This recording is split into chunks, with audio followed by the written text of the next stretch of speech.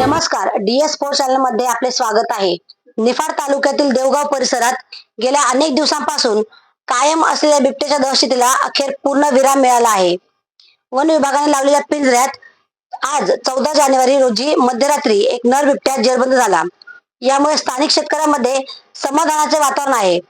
देवगाव येथील शेतकरी किशोर दत्तू भोसरे यांच्या गट नंबर 80/2 मधील शेतात बिबट्याचा वावर असल्याचे दिसून आले होते. नागरिकांच्या सुरक्षेसाठी येवला वन परिक्षेत्र अधिकारी राहुल घुगे यांच्या मार्गदर्शनाखाली या भागात पिंजरा लावण्यात आला होता. मध्यरात्री अन्नाच्या शोधात असलेला हा अंदाजे 5 ते 6 वर्ष वयाचा नर बिबट्या पिंजऱ्यात अडकला.